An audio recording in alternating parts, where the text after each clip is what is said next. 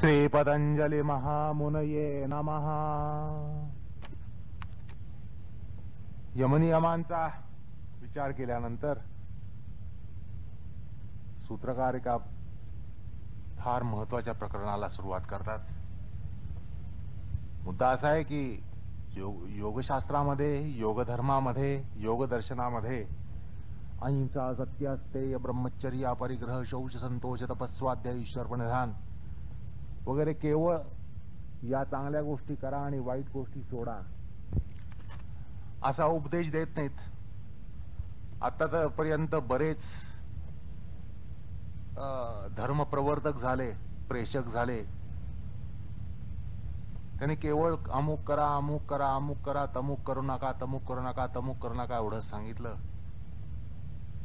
पण पतंजली तेवढ्यावर थांबत नाहीत। त्यांना लक्षात येतं की माणसाच्या स्वाभाविक प्रवृत्ती काय, स्वाभाविक निवृत्ती काय, आणि या ठिकाणी अहिंसा आदी यम, शौचादी नियम पाळताना प्रतिपक्ष हे कसे उभे राहतात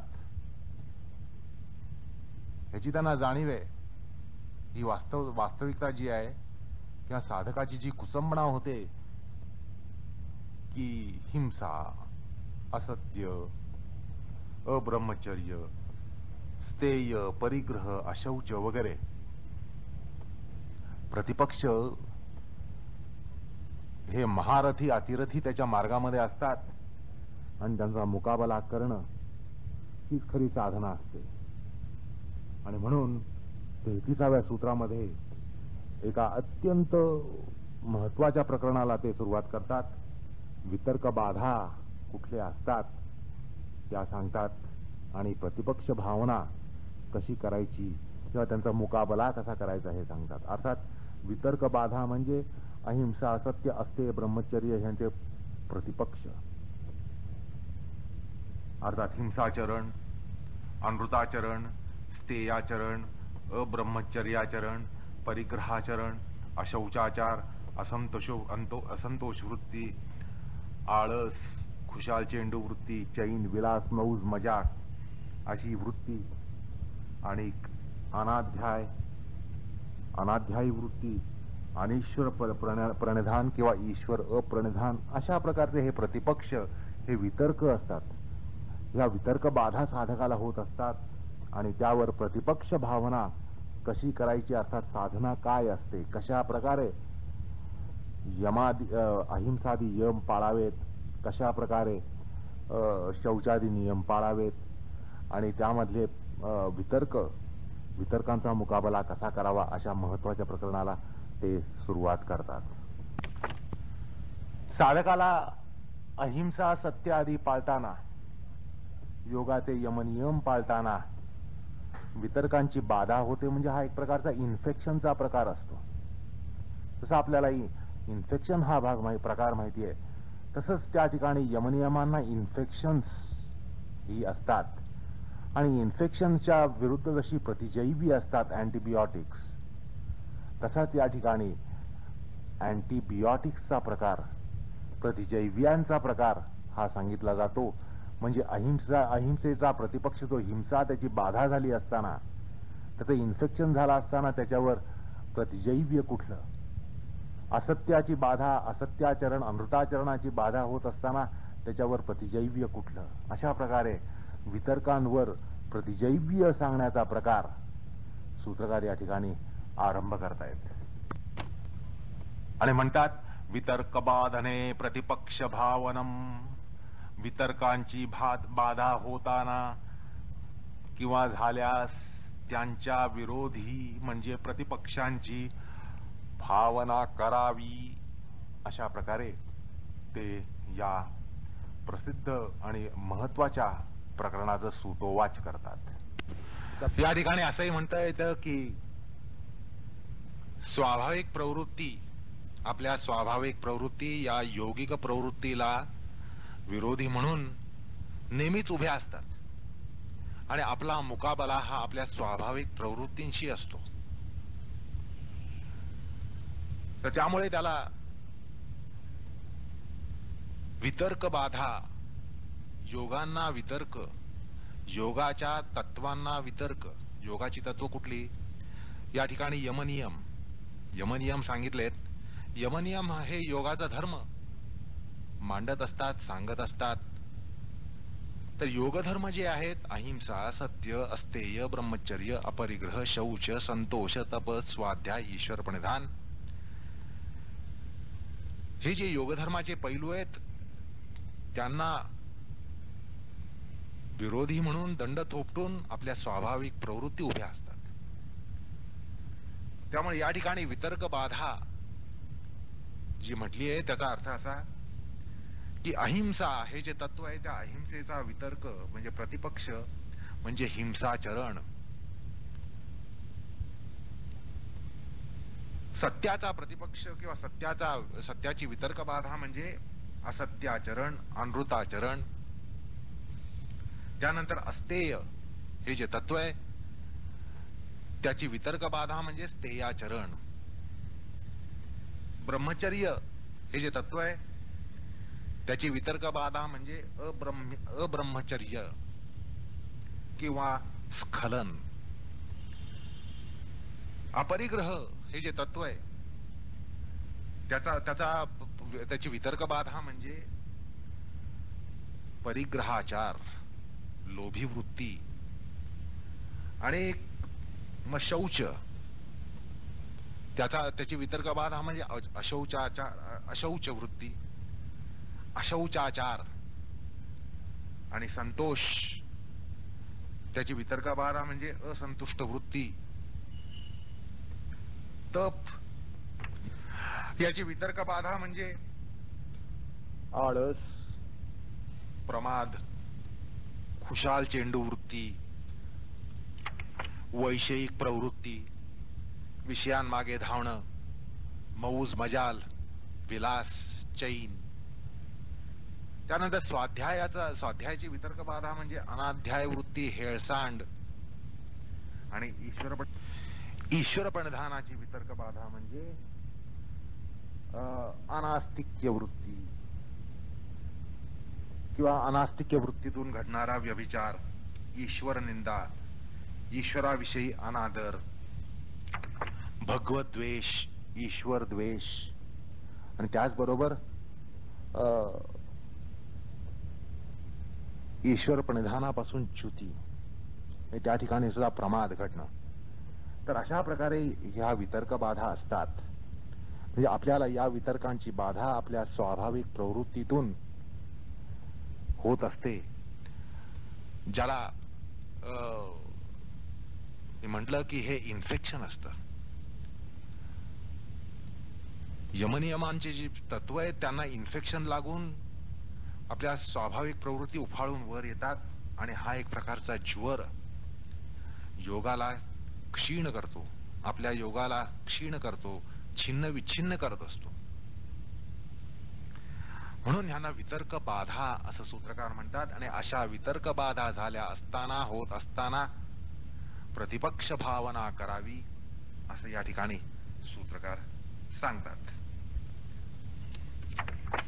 सर्वसामान्यपणे धर्मशास्त्रामध्ये सुद्धा हा विचार केलेला आहे. त्या ठिकाणी असं सांगितलंय की सर्वसामान्य माणसाने जो योगसाधक नसतो त्याला ज्यावेळेला ही वितर्क बाधा येते, धर्म्य अशा प्रवृत्तींना तडा जातो, त्यावेळेला आयतं अवसान आणावं.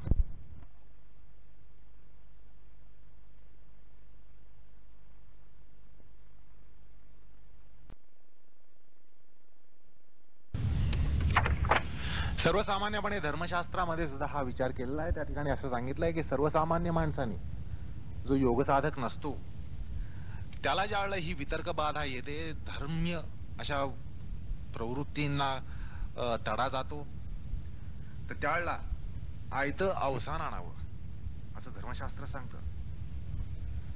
असे जर वितर्क उठले तर आयतं अवसान आणावं आणि अहिंसा, सत्यादी पुढे कराव्या. म्हणजे आपल्यामध्ये हिंसक वृत्ती येत असेल तर आयतं अवसान आणून अहिंसाबद्दल तत्परता, अहिंसा विवेक म्हणजे आपल्या सत्सद विवेक बुद्धीला जागृत करणं, हा जो आपण सर्वसामान्यपणे प्रकार सांगतो तोच धर्मशास्त्रामध्ये सांगितलं जातो की ज्यावेळी तुम्हाला हिंसेची बाधा होते, हिंसेचं इन्फेक्शन होतं, हिंसा करण्याची प्रवृत्ती उफाळून येते, त्यावेळेला आपण त्याच्यापुढे अहिंसा जन्य, अहिंसा जनक असा सत्सद विवेक आणावा, उभा करावा. तसंच सत्याच्या बाबतीत आहे. सत्याचा प्रतिपक्ष जो आहे, वितर्कवादाची असत्य आहे, असत्याचरण होत आहे, अमृताचरण होत आहे, किंवा तसं होण्याला आतून उकळी फुटतीये, असं जर असेल तर त्यावेळेला सत्यविषयक सत्सद विवेक बुद्धी जागृत करावी. असं धर्मशास्त्रामध्ये एक सर्वसामान्य उपाय हा सांगितलेला आहे. या ठिकाणी महाभारतातलं वचन आठवतं, अक्रोधेन जयेत क्रोधम, अक्रोधेन जयेत क्रोधम. ज्याला क्रोध येईल त्याला त्याच्यावर आपण अक्रोधाद्वारा जय मिळवावा किंवा त्याला मिटवावं. क्रोधाला अक्रोधाद्वारा मिटवावं. अक्रोधेन जयेत क्रोधम, असाधू साधुना जयेत. जयेत कदर्थम दानेन जयेत, जयेत सत्येन अनृतम. म्हणजे अक्रोधाद्वारा क्रोध जिंकावा. असाधू वृत्ती जी आहे ती साधू वृत्तीद्वारा जिंकावी. पापवासना आली तर पुण्यवासनेने ती जिंकावी. आणि एक आपल्यामध्ये लोभी वृत्ती असेल, परिग्रह वृत्ती असेल तर ती दानाने जिंकावी. आणि सत्याद्वारा असत्य जिंकावं.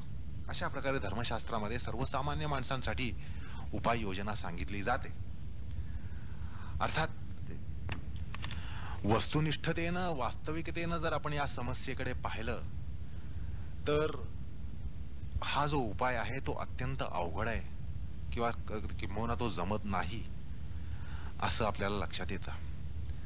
किंवा आपण ज्याला मनोविश्लेषण म्हणतो, समजा हिंसेचं मनोविश्लेषण मांडायचं म्हटलं तर तिथे इतकी बलवान असते, ती इतकी बलवान असते की त्याच्यापुढे अहिंसा रूपी सत्सद विवेक आपण आणायचा म्हटला तर आधुनिक अशी जी शस्त्र आहेत त्याच्यापुढे लाठ्या चालवण्याचा प्रकार आहे हा.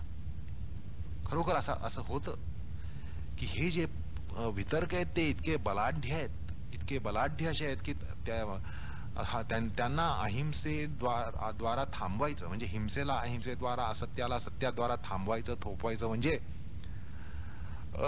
वाऱ्याची मोठ बांधण्यासारखं आहे. किंवा आधुनिक अशी अत्याधुनिक शस्त्रास्त्र जी आहेत त्यांच्या पुढे काठ्या आणि लाठ्या चालवण्यासारखं आहे. आणि म्हणून आपल्याला त्या समस्येवर मात करता येत नाही असं मानवी इतिहास सांगून जातोय. दुर्दैवाची गोष्ट आहे की मानवाचा इतिहास हे स्पष्टपणे सांगून जातोय की हा उपाय जो आहे तो अंगीकारता येत नाही. पूर्वीच त्याचा अंगीकार होण्यापूर्वीच सगळं भस्मसात झालेलं असतं. हिंसेचा उद्रेक, क्रोधाचा उद्रेक, वासनेचा उद्रेक इतका जबरदस्त असतो की त्याच्यावर तुम्ही काही उपाय करण्यापूर्वीच त्या ठिकाणी सगळी राखरांगोळी झालेली असते. ही वस्तुनिष्ठ वास्तविक अशी परिस्थिती आहे. आणि त्याकडे लक्ष दिलं तर आपल्याला सहज लक्षात येतं की अशा प्रकारे धर्मशास्त्राने जरी सांगितलंय तरी तो प्रकार अत्यंत अवघड आहे. सत्सद विवेक बुद्धी ही क्वचित कोणाला तरी असते आणि ती योग्य ठिकाणी वापरली जाऊ शकते असं आपल्याला दिसतं. पण या ठिकाणी सूत्रकार, योगसूत्रकार योगसाधकासाठी एक खास उपाय सांगतात. आणि याद्वारा निश्चितच ज्याला रिफॉर्मेशन म्हणतात, असं रिफॉर्मेशन हे माणसामध्ये होऊ शकतं. स्वाभाविक प्रवृत्तीवर तो मात करू शकतो. आणि त्यासाठी या ठिकाणी या सूत्राद्वारा त्यांनी एक उपाय जो सांगितलाय, या समस्येवर, या अत्यंत गहन समस्येवर जो उपाय सांगितलाय तो खरोखर रामबाण उपाय आहे, अत्यंत प्रभावी आहे. या ठिकाणी अशी परिस्थिती तुम्हाला दिसेल की हा अत्याधुनिक अस्त्रांसमोर लाठ्या चालवण्याचा प्रकार नाहीये. म्हणून ते म्हणतात वितर्कवादने प्रतिपक्ष भावनम असं ते म्हणतात. त्यामुळे या सूत्रामध्ये आपण अत्यंत महत्वाच्या अशा विषयामध्ये हात घालणार आहोत. साधनेच्या दृष्टीनं ज्यावेळेला आपल्याला असं लक्षात येतं की नेहमी लक्षात येतं की योग साधना आणि योगाची तत्व सांभाळताना आपली पडझडच खूप होत असते. आपण अनेक वेळा पडत असतो, धडपडत असतो. आणि त्यामुळे ह्या तत्वांची जोपासना ही किती अवघड आहे हे सांगण्याचं अजिबात कारण नाही आहे. आणि अशा अवघड समस्येवर या ठिकाणी आता सूत्रकार काहीतरी उपाय सांगत आहेत. त्यामुळे खरोखर कान टवकारून हा संपूर्ण प्रकार ऐकावा, इतका तो महत्वाचा आहे, साधकाच्या दृष्टीने अत्यंत महत्वाचा आहे. असो, तर असं आहे की आपल्या मनाला, आपल्या बुद्धीला, आपल्या चित्ताला, आपल्या अंतःकरणाला किती जरी पटलं की अहिंसा धर्म, सत्य धर्म हे सगळे अत्यंत महत्वाचे आहेत, त्यांचं महत्व किती जरी पटलं आणि त्यांचं मूल्य किती जरी पटलं, आपल्याला पटतं की हे अत्यंत मूल्यवान, ही तत्व अत्यंत मूल्यवान आहेत. अध्यात्माच्या प्रांतामध्ये अध्यात्माच्या साधकाला, अध्यात्म साधकाला यांचं महत्व किती आहे हे सांगण्याचं कारण नाही. आणि साधकाला हे पटलेलं असतं की अहिंसा धर्म किंवा सत्य धर्म, ब्रह्मचर्य धर्म, अस्तेय धर्म, अपरिग्रह धर्म, शौच धर्म, संतोष धर्म, तपोधर्म, स्वाध्याय धर्म, ईश्वरप्रणिधान धर्म हे सगळे धर्म अत्यंत महत्वाचे आहेत. त्यांचं महत्व मनाला पटलेलं असतं, बुद्धीला पटलेलं असतं, चित्ताला पटलेलं असतं, अंतःकरणाला पटलेलं असतं. त्याबद्दल आत्मीयताही असते, आदरही असतो, आत्मीयताही असते. तरीही त्यांचे प्रतिपक्ष आपल्या निश्चयाला बाधा आणतात, आपल्या निश्चयाला तडे पाडतात. हा आपला अनुभव आहे. धर्मपालनेचे प्रतिपक्ष हे वितर्क आहेत. ह्यांना या शास्त्रात या ठिकाणी वितर्क म्हटलंय. आलं का लक्षात? धर्म पालन किंवा धर्मतत्व जी आहेत त्यांचे जे जे प्रतिपक्ष आहेत त्या प्रतिपक्षांना वितर्क असं म्हटलेलं आहे. अर्थात अहिंसा, सत्य, अस्तेय, ब्रह्मचर्य, अपरिग्रह यांचे क्रमशः हिंसा, असत्य, अब्रह्मचर्य, स्तेय आणि परिग्रह हे वितर्क आहेत. म्हणजे ते अयम आहेत. यमांच्या समोर अयम उभे असतात. आलं का लक्षात? यमांपुढे अयम हे उभे असतात आणि हे अत्यंत बलाढ्य असतात. तसंच नियमांच्या पुढे शौच, संतोष, तप, स्वाध्याय, ईश्वरप्रणिधान यांच्या पुढे अनियम उभे असतात आणि त्यांना वितर्क म्हटलं जातं. हे समोर जे असतात त्यांना वितर्क म्हटलं जातं आणि त्यांची बाधा ही आपल्याला होत असते. म्हणून या ठिकाणी सूत्रकार म्हणतात वितर्क बाधा होत असताना, झाली असताना काय करायचं ते सांगतायत. आलं का लक्षात? वितर्क बाधा होणार असताना, होत असताना, झाली असताना काय करावं? तर प्रतिपक्ष भावना असं ते या ठिकाणी सांगतात. आणि अशा प्रकारे सूत्र प्रकरणाला उपक्रम होतो.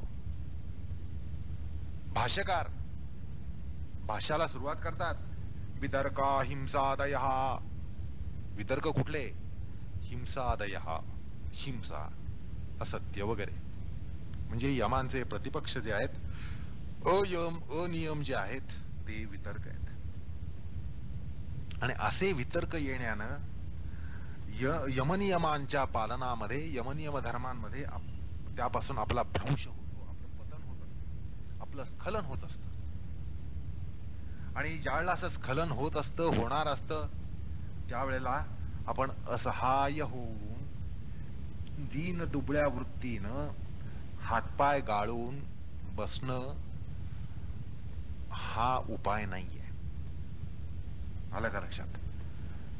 ज्यावेळेला आपल्याला ही बाधा होते, ही इन्फेक्शन होतं, हे रोग जडतात, हिंसा, असत्य वगैरे, त्यावेळेला असहाय आणि दीनदुबळं होऊन हातपाय गाळून राहणं हा उपाय नाही. तर प्रतिहल्ल्याद्वाराच आपण त्या ठिकाणी त्यांचा प्रतिकार करायला पाहिजे. ज्याला आपण इंग्लिशमध्ये म्हणतो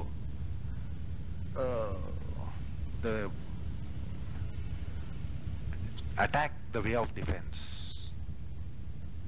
attack the way of defence तसं या ठिकाणी करायला पाहिजे. आणि हातपाय गाळून या वितर्कांना बळी पडता कामा नये, पडू नये. आणि विरोधी विचारांना उत्थापन द्यावं. हे जे वितर्क आहेत त्यांच्या विरुद्ध जे विचार आहेत त्यांना उत्थापन द्यावं. बरं, आत्ताच तुम्हाला सांगितलं की हा अत्यंत अवघड प्रकार आहे. सत्सद विवेक म्हणजे हा किंवा तो किंवा जो हवे तेव्हा प्राप्त होत नाही, याला सत्सद विवेक म्हणतात. सत्सद विवेक म्हणून आपण ज्याची आज गणना करतो किंवा ज्याचा उल्लेख करतो, शेवटी तो असाच प्रकार असतो की ज्याची उपस्थिती हवे तेव्हा हवे त्यावेळेला नसते. त्यामुळे योग साधकाला या ठिकाणी खरोखर गलितगात्र होण्याचा प्रसंग येत असतो, नाही असं नाही. त्याची उमेद पार अगदी पंक्चर होते. पण त्यावर असा एक ते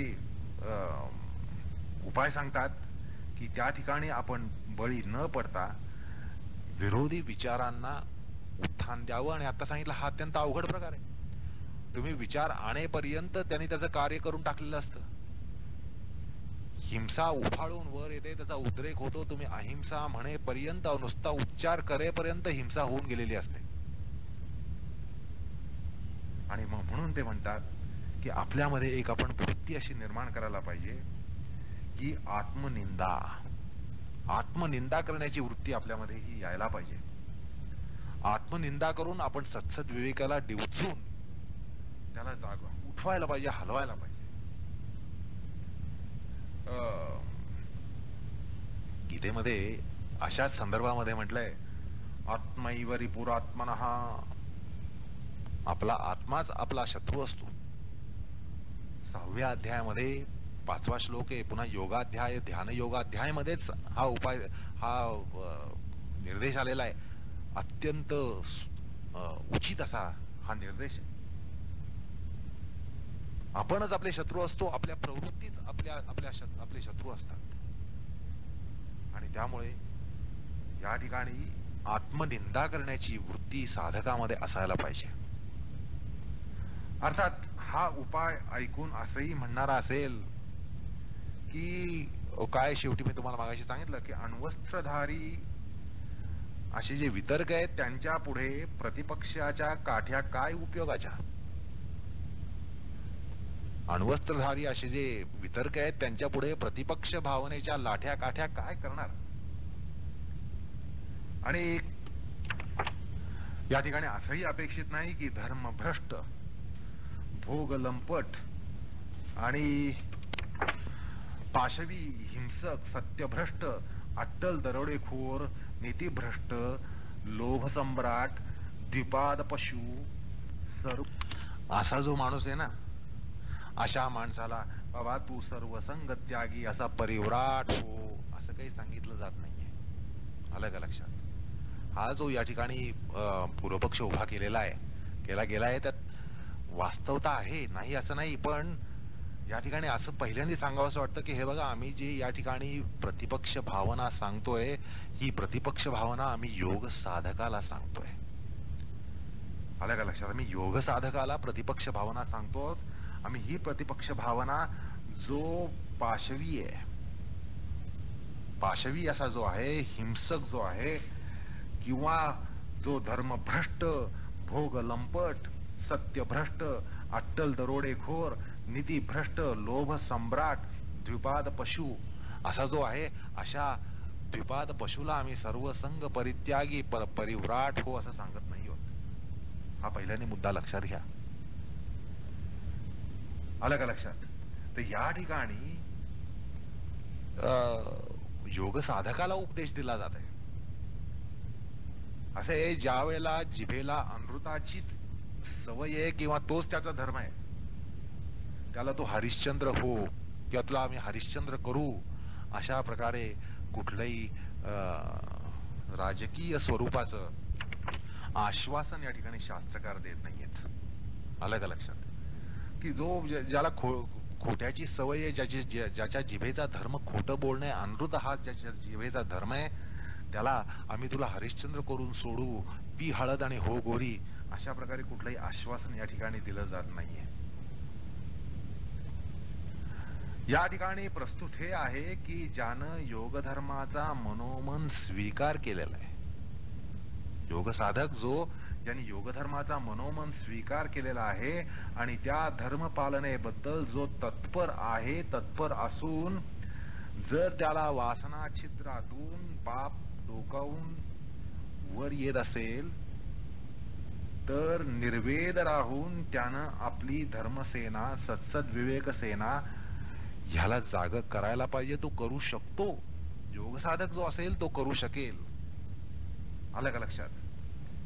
आणि वितर्काला तो काही अंशानं किंवा पूर्णतः दाबू शकेल नाही असं नाही. अर्थात इथं असं म्हणता येणार नाही की योगेतरांना यात काहीच बोध प्रवर्तन नाही असंही आम्ही म्हणत नाही की या ठिकाणी फक्त आम्ही योगसाधकांनाच सांगतो आहोत. थोडं शांत राहा आणि शांतपणे ऐका. तुम्हाला असंही लक्षात येईल की योगसाधकाला जसं या ठिकाणी काहीतरी सांगितलंय त्याला काही प्रबोधन आहे तसं सर्वसामान्य माणसाला सुद्धा या ठिकाणी प्रबोधन आहे. असं पहा की अहिंसा सूत्रामध्ये किंवा अहिंसाचा विचार करताना यमसूत्रामध्ये आपण अहिंसेचा विचार करताना त्या ठिकाणी हिंसेपासून धर्मभ्रष्ट असा माणूस जर मध्यम हिंसेपेक्षा अधिक हिंसेमध्ये निरपेक्ष राहिला तर तो ज्या आंतरिक स्फूर्तीनं आपली पाशवी वृत्ती कमी करेल तीच प्रतिपक्ष भावना होईल. प्रकार लक्षात आला का? असं आहे की हिंसक माणूस असतो, हिंसा करणारा असतो. त्या हिंसा करणाऱ्या माणसामध्ये हिंसक वृत्ती जात नाही पण थोडासा तो मानवतेच्या धर्माला थोडासा प्राप्त होतो. आलं का लक्षात? म्हणजे कधी त्याला असं मनामध्ये पूर्वी कधी नाही तशी एक वंचना निर्माण होते. अरे आपण हे करतोय हे बरोबर नाही. एवढी वंचना जरी आली तरी त्या ठिकाणी प्रतिपक्ष भावना ही उभी राहिली आहे असं म्हटलं पाहिजे. आलं का लक्षात? म्हणून अत्यंत अतितीव्र अशी हिंसा करणारा अशा काही वंचनेमुळे मध्यम स्वरूपाची किंवा मंद स्वरूपाची अशी हिंसा करायला लागला तर त्या ज्या आंतरिक स्फूर्तीनं तो आपली पाशवी वृत्ती कमी करेल तीच प्रतिपक्ष भावना होईल. आलं का लक्षात? म्हणजे त्याच्या संदर्भात सुद्धा तुम्ही थोडस सूक्ष्म विश्लेषण केलं तर लक्षात येईल की त्याला सुद्धा या ठिकाणी प्रबोधन आहे या ठिकाणी. आलं का लक्षात? आणि असं होतं व्यसनं करणारी माणसं असतात मग विशिष्ट वयामध्ये त्यांना जाणवतं. त्या रंगेल वयामध्ये जाणवत नाही पण नंतर त्यांना एक वंचना येते की आपण जे केलं ते बरोबर नाही आणि अजून जे करतो आहोत ते बरोबर नाही म्हटल्यानंतर त्यांच्यामध्ये थोडासा काहीतरी फरक पडतोच. अर्थात नोंद घ्यावी एवढा फरक नसला तरी फरक असतोच. तर तो ज्या अंतस्फूर्तीनं होतो म्हणजे त्याला थोडीशी मानवता डोकावते असं सांगितलं की त्या माणसामध्ये थोडीशी मानवता डोकावते, मानव धर्म डोकावतो. अरे रे जे करतोय आपण ते बरोबर नाही असं म्हणून तो हिंसा थोडीशी कमी स्तरावर करायला लागतो किंवा हिंसक वृत्तीची जी धार असते ती थोडीशी बोथट होते. नाही असं नाही. आणि ती जर बोथट होत असेल तर ती ज्या अंतस्फूर्तीने होते तीच या ठिकाणी प्रतिपक्ष भावना आहे.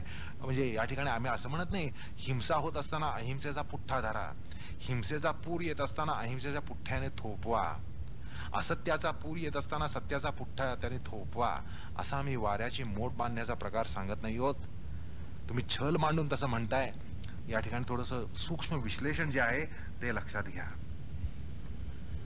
असं आहे की असा ज्या वेळेला त्याला एक आंतरिक स्फूर्ती येते आणि काहीतरी एक मानवतेचा कुठेतरी धर्म त्याच्यावर अंकुर डोकावतो त्यानंतर त्यानं मध्यम हिंसेकडून मंद हिंसेकडे प्रवृत्त व्हावं आणि एकदा अट्टल खुनी आत्मवंचने कारण जर केवळ आता खिसेकापीपणा करायला लागला असे अट्टल गुन्हेगार खुनी हा आता केवळ पाकिटमारी करू लागला तर त्यात सुद्धा थोडा धर्म आला असं म्हणायला पाहिजे. आलं का लक्षात? म्हणजे अट्टल खुनी आत्मवंचनेद्वारा तो जर केवळ पाकिटमारी करायला लागला आणि करेल तर त्याद्वारा तो उत्क्रांत होतो, झालेला असतो, आणि ती आत्मवंचना त्या ठिकाणी प्रतिपक्ष भावना ठरेल. आणि प्रतिपक्ष भावना म्हणून जी सांगतोय ती अशा प्रकारची आहे. हा सूक्ष्म भाग लक्षात घ्या. आम्ही हिंसेला अहिंसा आणि क्रोधाला अक्रोध म्हणून सांगत नाही आहोत, कारण आपण लक्षात घेतला की हा प्रकार काही चालत नाही, समस्येवर त्यांनी उपाय होत नाही. पण त्यात जे सांगायचंय त्यात हे सांगायचंय, त्या शब्दामध्ये जे सांगायचंय त्यात हे दडलेलं आहे, हे तत्व दडलेलं आहे की आत्मवंचना जी असते ती प्रतिपक्ष भावना म्हणून उभी राहते. आता प्रतिपक्ष भावना हे अस्त्र अगदी सिद्धावस्थेमध्ये सुद्धा तेजानं तळपणारं असावं, त्याला कधी गंज चढू नये. किंबहुना जसजशी सिद्धावस्था येईल किंवा योगारोहण होईल तसतशी प्रतिपक्ष भावनेच्या पात्याला धार आणावी लागते, हे साधकांनी लक्षात घेतलं पाहिजे. म्हणजे त्या ठिकाणी ज्याला आपण कॉम्प्लिसन्सी म्हणतो, अरे मी काल असा होतो आज असा झालोय, आणि त्यात एक कॉम्प्लिसन्सी येऊ देणं आणि समाधानी वृत्ती, संतुष्ट वृत्ती येऊन त्यानंतर आपल्या सत्सद विवेकेच्या पातीला धार करणं सोडून देणं, प्रमाद करणं हे योग्य नाहीये. त्याला वरच्यावर धार करावी लागते, ती तळपावी लागते. या ठिकाणी तुकारामांचं वचन आठवतं, रात्रंदिवस आम्हा युद्धाचा प्रसंग. तुकारामांसारखे संत शिरोमणी म्हणतात, तुकारामांसारखे संत शिरोमणी म्हणतात रात्रंदिवस आम्हा युद्धाचा प्रसंग. त्यामध्ये काय सांगतायत हे लक्षात घ्या. असो, तपस्वी, धर्मरत्न किंवा थोर विभूती यांना सुद्धा खुद्द देवदेवता भयभीत होऊन तपभ्रष्ट करण्याचा प्रयत्न करतात, असा पुरावा आपल्या इतिहास पुराणात आहे. आलं का लक्षात?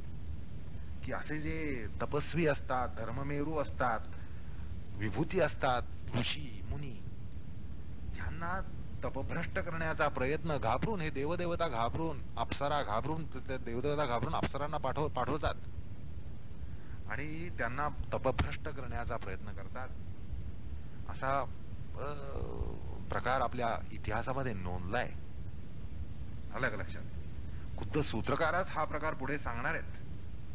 3ऱ्या पादामध्ये सांगणार आहे, स्थानी उपनिमंत्रणे संगस्मया करणम पुनरअनिष्ठ प्रसंगात, असं ते 3ऱ्या पादाच्या 51व्या सूत्रात सांगणार आहेत. हेच सांगणार आहेत. आणि त्यामुळे आपल्या सत्सद विवेकाला कायम त्याला तळपत ठेवणं, त्याची वरच्यावर त्याला धार करत राहणं हे अत्यंत महत्वाचं असतं.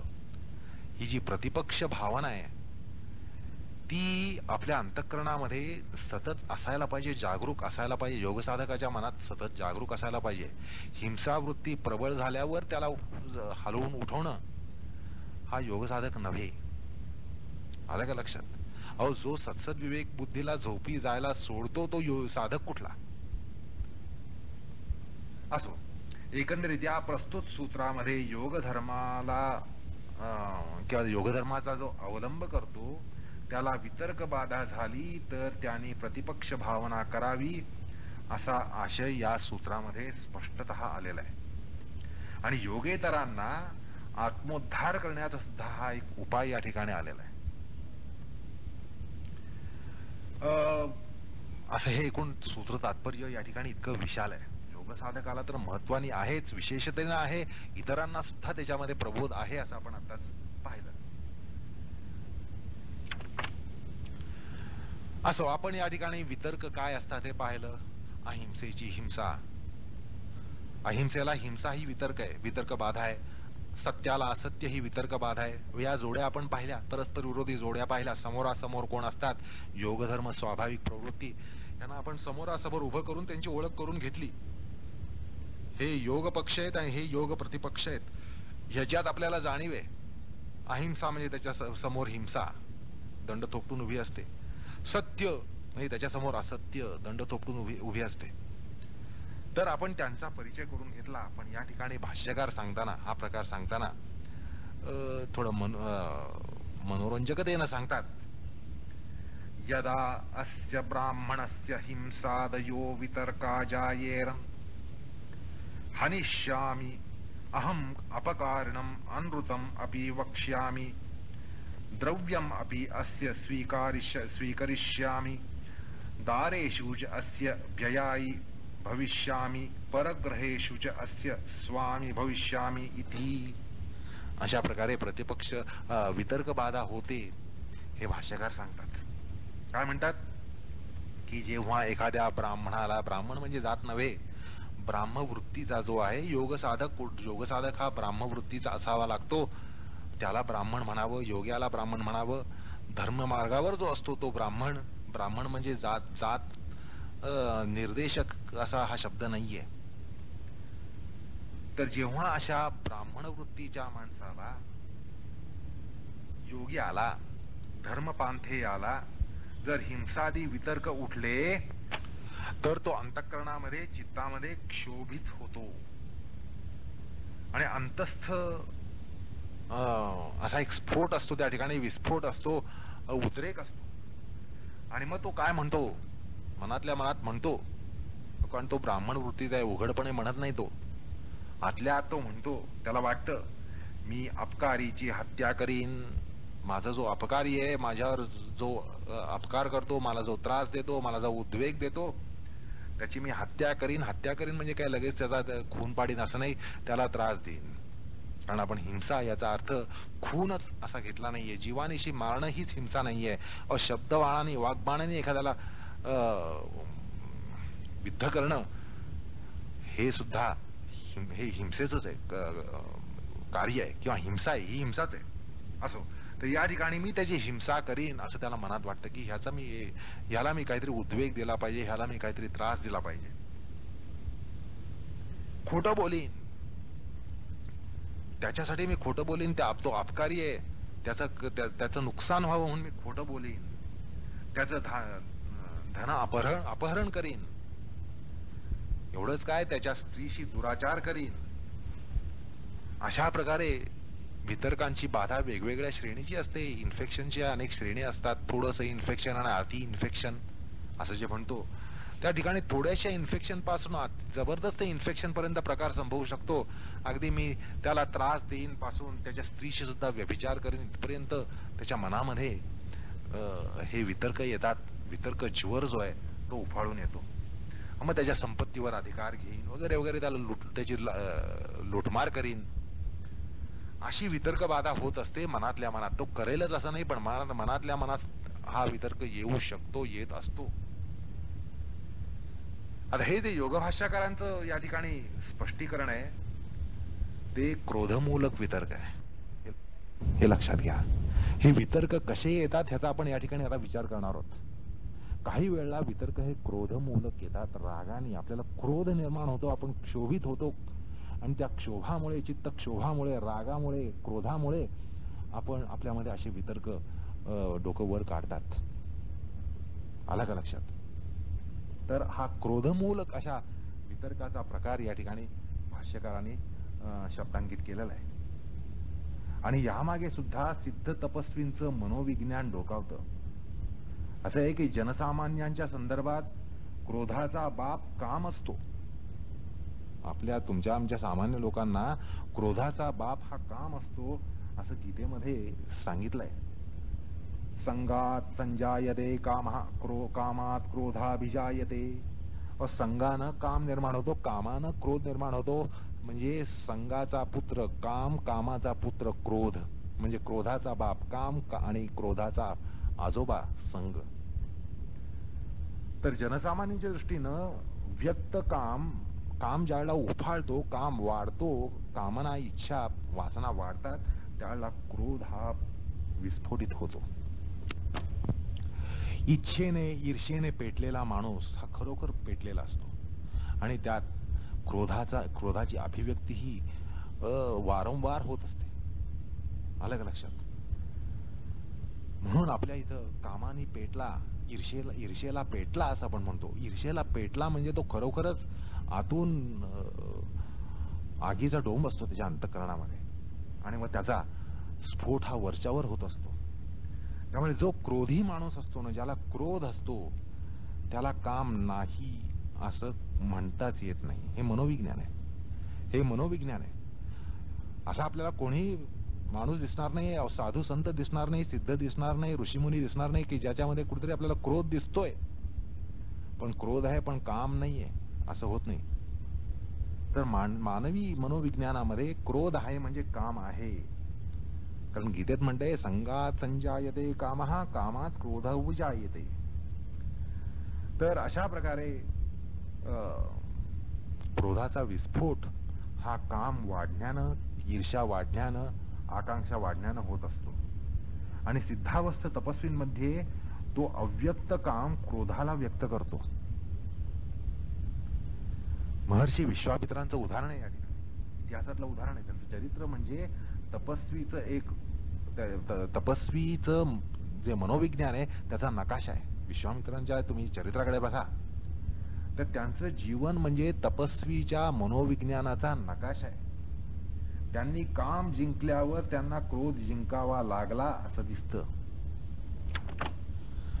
तर तुम्ही आम्ही सुद्धा जर आपल्याला क्रोधावर काही नियंत्रण आणायचं असेल, क्रोध कमी करायचा असेल तर आपण कामावर अंकुश ठेवला पाहिजे. कामाला एरंडासारखा वाढू द्यायचा आणि क्रोध येऊ द्यायचा नाही, तर हा प्रयत्न हास्यास्पद ठरणार आहे. आला का लक्षात? तर त्यामुळे त्याचा बाप जो आहे, क्रोधाचा बाप काम आहे. त्यामुळे काम जो आहे त्याला आपण निशक्त, अशक्त किंवा त्याचा नायनाट केला तरच त्याचा पुत्र जो आहे तो कालांतराने गतप्राण होईल, असं या ठिकाणी मनोविज्ञान सांगतं. त्यामुळे क्रोध जिंकायचा असेल, योग्यपणे जिंकायचा असेल तर त्याला दाबून क्रोध जात नाही. क्रोध दाबून क्रोध नाहीसा होत नाही, पण कामना नाहीशी करून, कामना कमी करून, ईर्ष्या, वासना, इच्छा कमी करून क्रोध निश्चितच कमी होतो. निरीच्छ माणसाला म्हणून क्रोध कमी येतो. इच्छेनं आणि ईर्षेनं पेटलेल्या माणसाला क्रोधाचा भडका पेट्रोलपेक्षा झटकन लागतो. आलं का लक्षात? असो, आता वर जे भाष्यकाराने म्हटलं ते यमाविषयी म्हटलंय. आणि यमाविषयी जरी म्हटलं असलं तरी नियमाच्या संदर्भात ते उपलक्षित समजावं. आणि केवळ हिंसा याच्या संदर्भात ते सांगितलं तरी ते बाकी सगळ्या लागतं, नियमांना लागतं. सगळ्या यमांना जसं लागतं तसं नियमांना लागतं. कारण त्या भाष्यपादामध्ये बघा तुम्हाला हिंसा रूप प्रतिपक्ष दिसेल. त्यांनी मुद्दाम असं उदाहरण दिलंय, इतकं सुंदर उदाहरण दिलंय की त्यात हिंसा डोकावते. हिंसा आहे, हिंसा उफाळते. त्यानंतर असत्य हेही उफाळतंय, त्यानंतर स्थेय हेही उफाळतंय, अब्रह्मचर्य उफाळतंय आणि परिग्रहही उफाळतोय. म्हणून त्यांनी तसं एक उदाहरण दिलेलं आहे की ज्या उदाहरणामध्ये पाची यम ह्यांच्या वितर्कांची बाधा झालेली आहे. पाची यमाने इन्फेक्शन लागून गेलो हो त्या ठिकाणी. अहिंसेला इन्फेक्शन झालंय, सत्याला इन्फेक्शन झालंय, अस्तेयाला इन्फेक्शन झालंय, ब्रह्मचर्याला झालंय, अपरिग्रहाला झालंय. अशा पाचही यमांना इन्फेक्शन झालेलं दाखवण्यासाठी त्याने ते उदाहरण दिलेलं आहे. म्हणून ते उदाहरण अत्यंत मी सांगितलं मार्मिक आहे. पण या ठिकाणी हे लक्षात घेतलं पाहिजे की नियमांना सुद्धा हे उपलक्षित आहे. ते नियमांना सुद्धा उपलक्षित करत असतं.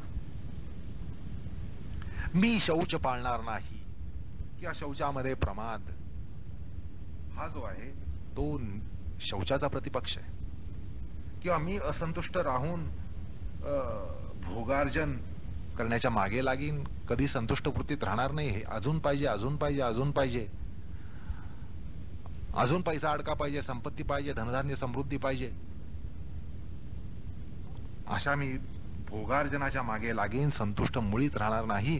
ही संतोषाची वितर्क बाधा आहे किंवा संतोषाला वितर्क बाधा आहे. मी तपाच्या मागे न लागता ऐशारामात खुशाल चेंडू वृत्तीमध्ये राहीन, मौज मजा करीन, विलास चैन करीन, मस्त राहीन. ही जी वृत्ती आहे ही वितर्क बाधा आहे. कशाची? तर तपाची आहे. मी स्वाध्याय वगैरे सोडून देईन, मोक्षशास्त्र अध्ययन करण्यापेक्षा रंगेल अशा कथा कादंबऱ्या वाचीन. हा स्वाध्यायाचा वितर्क म्हणजे स्वाध्यायाची वितर्क बाधा आहे. स्वाध्यायाला वितर्क बाधा आहे. ईश्वर प्रणदानाचं थोतांड पुरे झालं. ईश्वराची किती करुणा भागली तरी तो काही कर्म काही पिच्छा सोडत नाही. त्या ईश्वराला उगीच परमा अनुकंपेचा वगैरे वगैरे म्हटलंय. त्याला कुठलीही अनुकंपा नाही. माझे या ठिकाणी हाल तो करतोय, हाल पाहतोय आणि तरी हाताची घडी घालू नये. कर्म माझा पिच्छा सोडत नाही. मी किती जरी ईश्वराला करुणा भागली तरी तो नाही, तो दगडी आहे, तो दगडाच्या अंतःकरणाचा आहे. मग आता कशाला ईश्वर प्रणिधान करायला पाहिजे? सगळं थोतांड आहे. ईश्वर प्रणिधानाची वितर्क बाधा आहे. आता जप तप सगळं बाज झालं, त्याचा काहीही उपयोग नाही. असा हा जो प्रकार आहे तो वितर्क बाधेचा प्रकार आहे. अशा प्रकारे नियमांना सुद्धा वितर्क येत असतात. आणि या स्पष्टीकरणार्थ भाष्यकार म्हणतात एवं उन्मार्ग प्रवण वितर्क ज्वरेण अतिदीप्तेन बाध्यमानः तत्प्रतिपक्षान् भावयेत.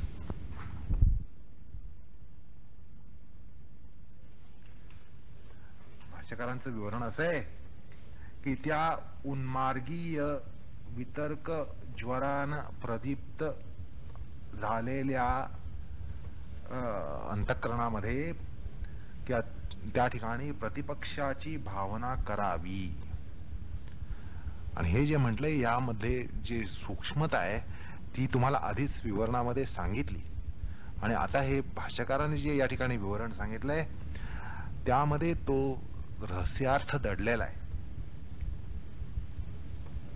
आता अशा ब्राह्मणाला म्हणजे ब्राह्मवृत्तीतल्या साधकाला वितर्क बाधा होते तेव्हा तो कधी लगेच हिंसाचारामध्ये काही प्रवृत्त होत नसतो.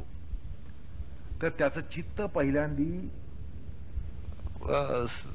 विसंतुलित होतं, संतुलन ढळतं पहिल्यांदी. तो काय लगेच उद्रेकाला प्राप्त होत नाही त्या ठिकाणी, म्हणजे त्याचा आविष्कार होत नाही. तर पहिल्यांदी त्याच्या चित्ताचं संतुलन ढळतं. पहिल्यांदी चित्तामध्ये काहीतरी गडबड होते, संतुलन ढळतं. मग त्यानंतर आंतरिक असं एक वादंग निर्माण होतं आणि त्याचे विचार त्याला चटके देऊ लागतात. हाच या ठिकाणी भाष्यार्थ जो आहे तो वितर्क बाधा, वितर्क पीडा, यामध्ये हे समजून घेतलं पाहिजे की वितर्क पीडा एकदम काही वितर्क उभा राहत नाही हो. तर वितर्क उभा राहण्यापूर्वी थोडं त्याचं मनोविज्ञान समजून घ्या. ज्या वेळेला या योग साधकाला तुम्हा आम्हामध्ये आपण अहिंसा पाळण्याचा यथाशक्ती प्रयत्न करत असतो, पण ज्या वेळेला प्रतिपक्ष हिंसा ज्या वेळेला येते ती काही अशी एकदम उफाळून येत नाही. तर मनामध्ये पहिल्यांदा चित्ताचं संतुलन ढळतं, आतमध्ये वादंग माजायला लागतं, वादळ निर्माण होतं. आणि ही अशी एक वितर्क पीडा जी आहे ती अशा स्वरूपात पहिल्यांदी अभिव्यक्त होत असते. आलं का लक्षात? जे तुम्ही सुरुवातीला म्हणलात की अहिंसा हे हा शब्द उच्चारण्यापूर्वी हिंसेचा स्फोट होतो, ही वास्तविकता नाहीये, योगसाधकाच्या बाबतीत नाहीये. जो पाशवी वृत्तीचा असतो त्याचा तो स्वभावच असतो. हिंसा ही त्याला स्वाभाविक असते. अहिंसा म्हणेपर्यंत हिंसा झालेली असते, ही गोष्ट खरी आहे. पण योग साधकाच्या बाबतीत किंवा धर्म्य वृत्तीच्या माणसामध्ये असं होत नाही. काय असतं तर पहिल्यांदी चित्ताचं संतुलन ढळतं, चित्तामध्ये अंतरंगामध्ये एक वादंग माजतं, वादळ निर्माण होतं आणि ती वितर्क बाधा आहे, तो ज्वर आहे. आलं का लक्षात?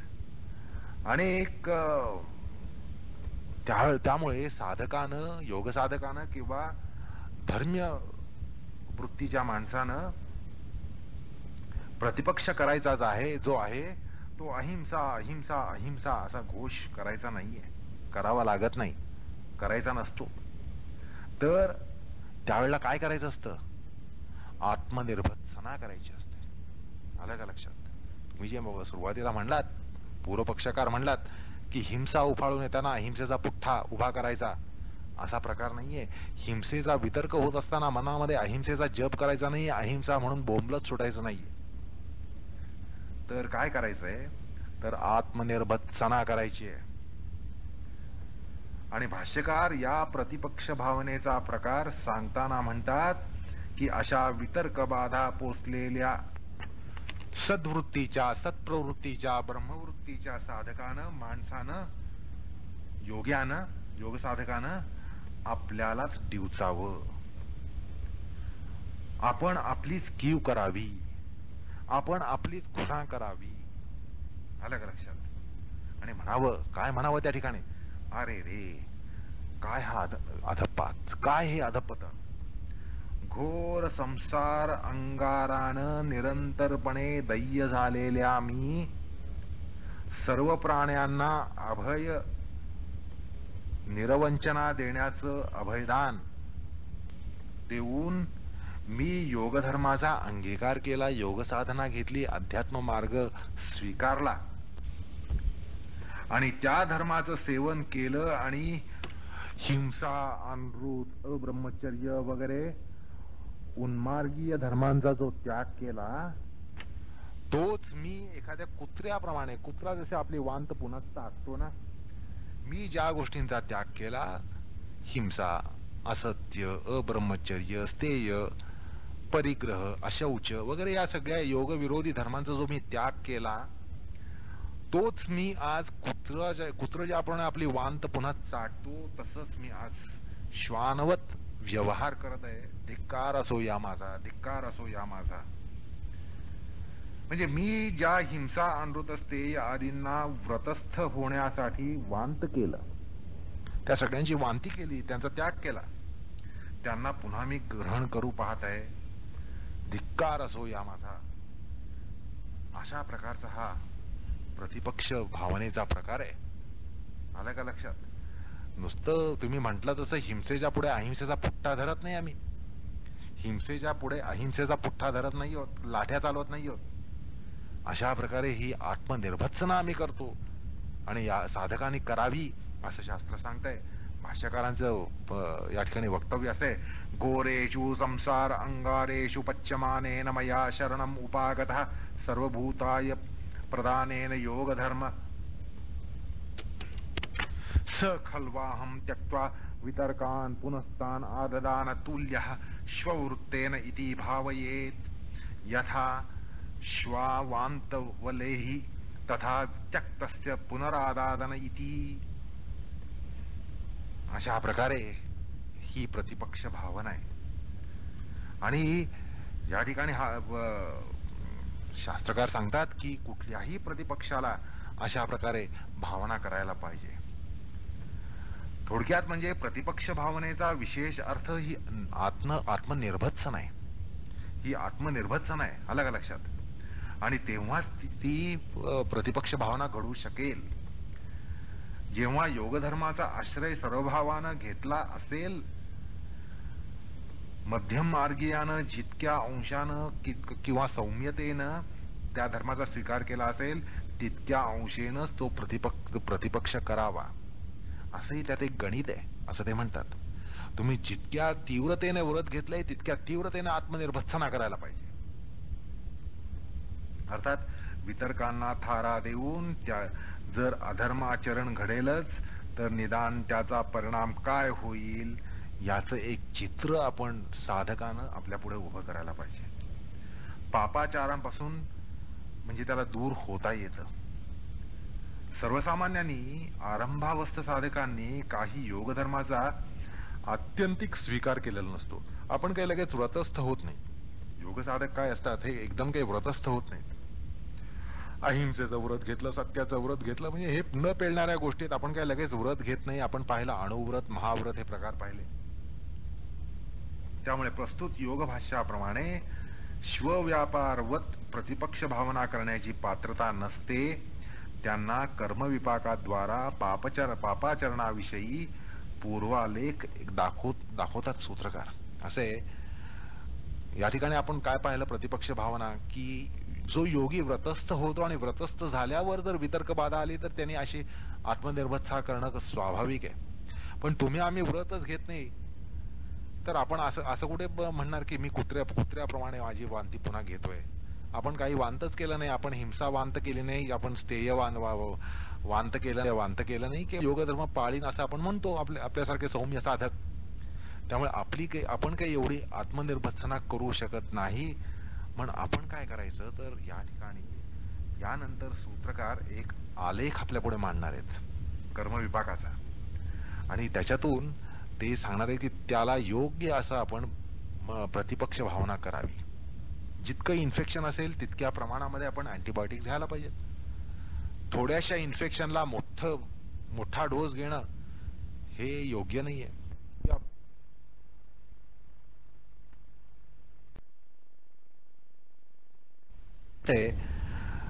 या ठिकाणी आपण काय पाहिलं प्रतिपक्ष भावना, की जो योगी व्रतस्थ होतो आणि व्रतस्थ झाल्यावर जर वितर्क बाधा आली तर त्यांनी अशी आत्मनिर्भरता करणं स्वाभाविक आहे. पण तुम्ही आम्ही व्रतच घेत नाही तर आपण असं कुठे म्हणणार की मी कुत्र्याप्रमाणे माझी वांती पुन्हा घेतोय.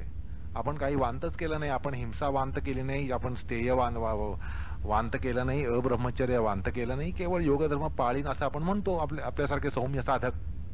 त्यामुळे आपण काही एवढी आत्मनिर्भत्सना करू शकत नाही. पण आपण काय करायचं तर या ठिकाणी यानंतर सूत्रकार एक आलेख आपल्या पुढे मांडणार आहेत कर्मविपाकाचा, आणि त्याच्यातून ते सांगणार आहे की त्याला योग्य असं आपण प्रतिपक्ष भावना करावी. जितकं इन्फेक्शन असेल तितक्या प्रमाणामध्ये आपण अँटीबायोटिक घ्यायला पाहिजेत. थोड्याशा इन्फेक्शनला मोठा डोस घेणं हे योग्य नाहीये, किंवा मोठ्या इन्फेक्शनला बारीकचा डोस घेणं हेही योग्य नाहीये. त्याचं एक गणित आहे. किती प्रमाणात औषध घ्यायचं हे वैद्यक सांगतो. केवळ औषध सांगणं हे महत्वाचं नाही, औषध किती घ्यायला पाहिजे आणि ते किती का घ्यायला पाहिजे ते कशावर अवलंबून असतं. तर ज्वर जेवढा असेल, बाधा जेवढी असेल तेवढ्या प्रमाणात औषध दिलं जातं. तसंच तसा शास्त्रीय प्रकार यानंतर शास्त्रामध्ये होणार आहे.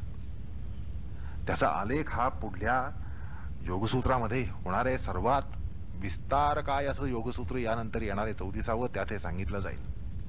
पण मुद्दा असा आहे की या ठिकाणी समजून घेतलं पाहिजे की आपल्याला वितर्क बाधा जी होते ती कशाने होते तर आपल्याला क्रोधामुळे होते.